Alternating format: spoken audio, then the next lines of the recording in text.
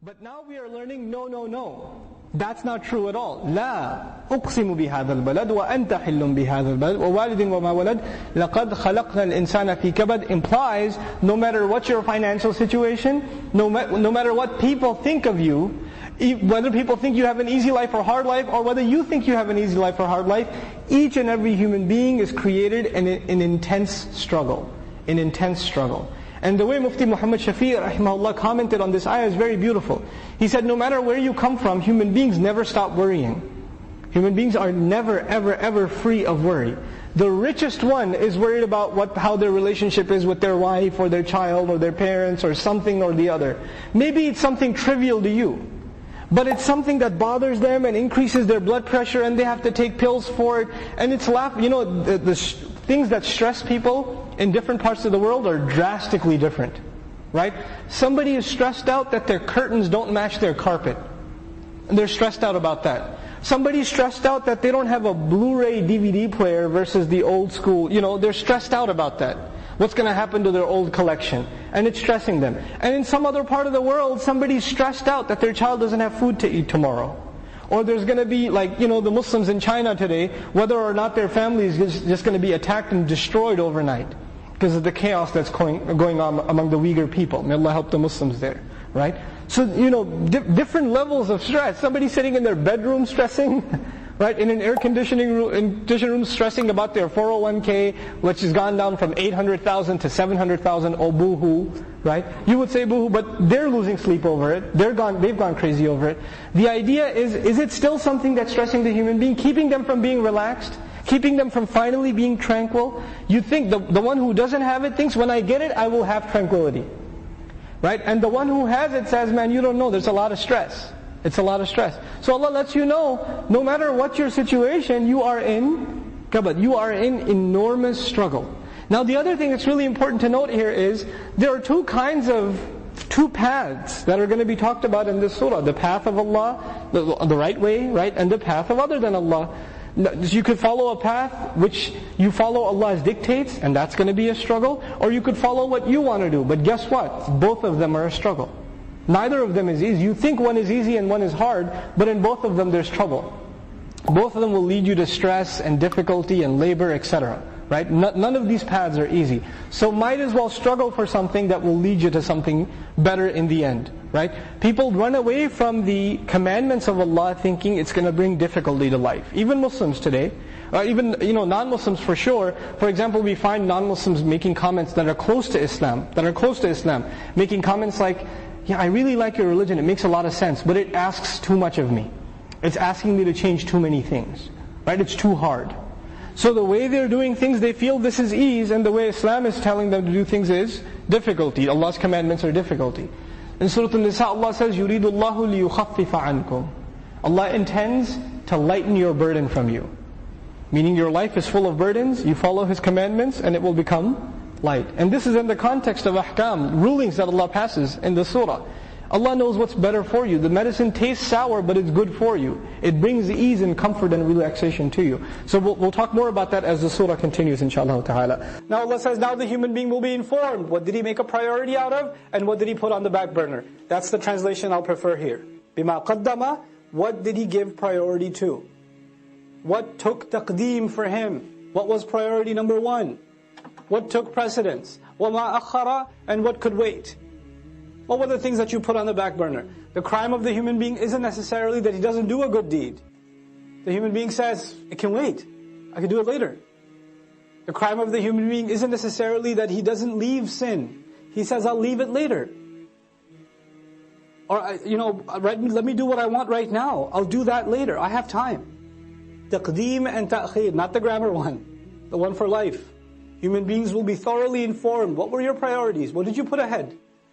What came first for you? What came later for you? بِمَا قَدَّمَ وَأَخَّرَ. The other meaning of قَدَّمَ وَأَخَّرَ in Tafsir Juz Amma I mentioned also, قَدَّمَ also means what you've sent forward. You've done deeds, you've done works, and every one of them are waiting for you. Our deeds are waiting for us. كُلُّ نَفْسٍ بِمَا كَسَبَتْ رَهِينَ. You've sent collateral over. You've sent deeds over for processing. And you're going to meet those deeds on Judgment Day. I don't meet my deeds now, I just do them now. I will meet them then. وَوَجَدُوا مَا عَمِلُوا حَاضِرًا. They're going to be standing face to face in front of their salahs. If your salat was lousy, you'll be standing in front of a lousy salat, staring right at you. That's what it's going to be. If you were lying, cheating, backbiting, angry, arrogant, condescending, whatever you were, you'll be looking right at you in the face. And then you're going to say, مَالِ هَذَا الْكِتَابِ. That's the reality of it. بِمَا قَدَّمَ وَأَخَّرَ.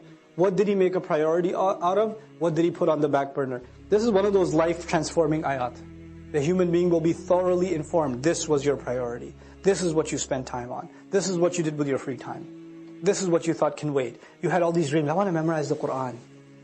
What did you do for it? How many seasons of how many TV shows did you watch instead? That was a priority for you.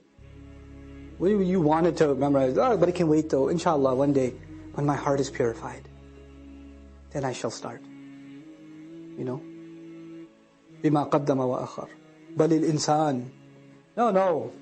Yes, on that day the human being will be given thorough news, but it's not like the human being's blind now. Rather, the case is that the human being, عَلَى نَفْسِهِ, against his own self, basira, is fully insightful. There is one person that knows so much about you, and nobody else knows about you. And besides Allah, and that's you. You have an insight into who you are, what your flaws are, what your limitations are, what your capabilities are, what your strengths are, what your weaknesses are, what opportunities you avail, what opportunities you get lazy about. You know that about yourself more than anybody else. And you and I decide to lie to ourselves. We just decide we're not going to have an honest conversation with ourselves, and about ourselves with Allah. We don't want to have that honest conversation. For some people, all they want at the end of their life, what is success to them? Maybe I'll own a house. That's success for them. Maybe if I have this much money, that means I have success. Maybe if I got married to this one or that one, maybe that means I have success. But I go back to what I started with. There are some people who are happy with doing just the minimum. Just the minimum. But I'm here to tell you, the young people in the audience today, Allah has blessed you, and I'm telling you, He expects great things from you. He does not expect the minimum from you. There are so many Muslims, the only thing left of Islam is their name. That's the only thing left. They don't care about salat, they don't care about halal and haram. They're far from this deen. What can I do to further this deen? What can I do I shouldn't just be happy that so many people come and attend Jumu'ah. Does that mean everybody's heart is clean? Does that mean that we don't need any more reminder? Is that what that means? Or are there evils in our society? Are there youth that are turning towards drugs? Are there young people that are just living their life for no purpose? All they do is play video games and watch movies and go to sleep. And if you ask them for a purpose, they say, I want to graduate and get a job. Is that a goal? Get a job? Allah gave us such higher goals. Your job itself is a means to a higher end. But you know what? We are living in strange times. The people who need the da'wah the most today are the Muslims themselves. But even if you get a good job, but you don't do your job. You got the job, but you show up late every day. You got the job, but you don't finish any projects. You're sitting there at the desk wasting your time. You're going to lose that job. Somebody else will come and do it for you. You will not keep that job even if you qualified. Qualifications are not enough. You have to do the work. Allah Azza wa Jal is giving all of us, He's already qualified us. We are people of La ilaha illallah. We are already qualified. But that doesn't mean we're doing the work. If we don't do the work, if we don't concern ourselves, if we don't care, then you know what's going to happen. إِن تَتَوَلَّوْا يَسْتَبْدِلْ قَوْمًا غَيْرَكُمْ ثُمَّ لَا يَكُونُوا أَمْثَالَكُمْ. You turn away and Allah will replace you with a nation other than yourselves, and they will not be like you. They will not be lazy like you.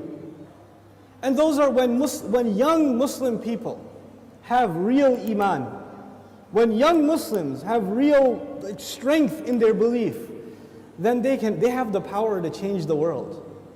They have the power to make the world a better place. But when young Muslim people don't have real iman, they don't have real conviction, then they are a waste of space. They are a waste of society, a waste of a generation. The only thing in their life, the biggest, the most important thing in their life is when is the next movie coming out. The most important thing is when is the next iPhone coming out. The next most important thing is, man, I wish I had that car. That's it. Your life doesn't go any further than that. My teacher used to say that Islam is similar to climbing a mountain. You know, when you're climbing a mountain, you throw a hook and you climb. If you throw a hook not very high, then you will only reach that much. You can't reach any further. If your goal is money, if your goal is a six-pack, if your goal is a car, if your goal is a promotion, if your goal is entertainment, if your goal is girls, whatever your goal is, then you're only going to get that, you won't get anything else. But if your goal is something higher, to serve something more than yourself, you don't live a selfish life, you want to live for the sake of Allah and for the benefit of others, that's how you want to live, then you will benefit yourself definitely, but you will be honored in the eyes of Allah because you set your goal much higher. Our deen in this beautiful ayah, Allah Azza wa Jal describes it, قُلْ هَذِهِ سَبِيلِي, this is my path. A sabil is a path. And you know what? Allah did not say in this ayah, قُلْ هَذَا دِينِي, this is my deen. Tell them this is my religion, this is my Islam, this is my truth, this is my book. He didn't describe it with any other language except this is my path. And all of you know a path is like a journey. So Islam itself is being described as a journey in this ayah. What does that mean? That means in any journey you have to make progress, right? So even if you take one step, you are more closer to your destination than the day before or the step before. Every single moment you are making progress in a journey. And in this ayah, Allah's Messenger says, sallallahu alayhi wasallam, this religion of mine and this religion of yours and ours, Islam, is a journey, which means I am supposed to do something more for this deen than I did yesterday. And I'm supposed to do more tomorrow and more tomorrow and more tomorrow. I'm supposed to go further.